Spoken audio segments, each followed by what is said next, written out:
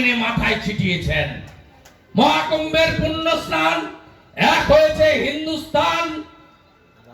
আমাদের প্রশাসনিক কর্তৃ বিধানসভায় দাঁড়িয়ে বলবেন ওটা মহাকুম্ভ নয়, মৃত্যু কুম্ভ। আপনি মেনে নেবেন? আপনি না হিন্দু, আপনি প্রতিবাদ করবেন না অন্য ধর্মের মিলন নিয়ে বলতে পারবেন? আপনি পারবেন না। তাই জাগো হিন্দু, আর ঘুমিয়ে থেকো না। সব যাবে, বাংলাদেশে সব গেছে। ধুতি পরা নিষিদ্ধ, কপালে চন্দন মাখা নিষিদ্ধ, গলায় তুলসী রাখা নিষিদ্ধ, মায়েদের শাখা পলা সিঁদুর পরা নিষিদ্ধ, সব নিষিদ্ধ হয়ে গেছে।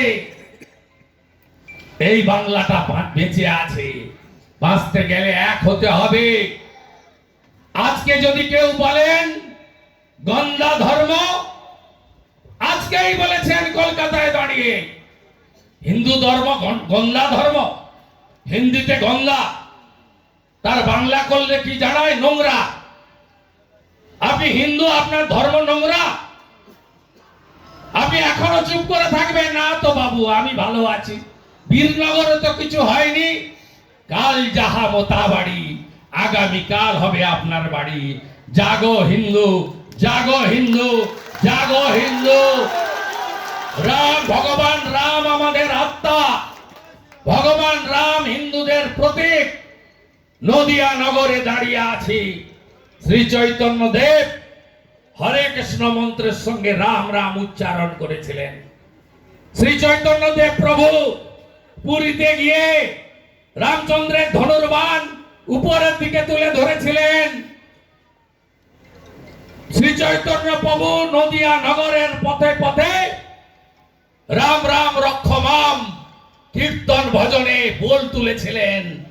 তাই ভগবান রামচন্দ্র উত্তরপ্রদেশের ভগবান নয়, গোটা পৃথিবীর হিন্দুদের আস্থার প্রতীক ভগবান রামচন্দ্র।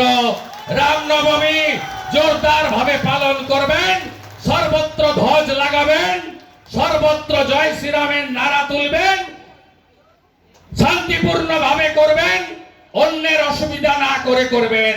যেখানে বাধা দেবে রাস্তায় বসে জয় শ্রীরামের নাম করবেন। জাগো হিন্দু, জাগো।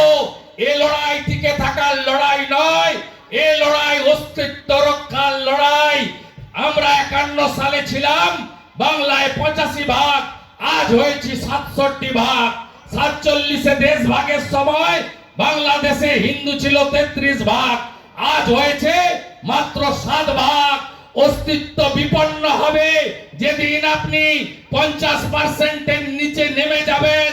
সেদিন ধর্ম নিরপেক্ষতা, সংবিধান এসব শব্দ থাকবে না, সারিয়া কানুন চলবে।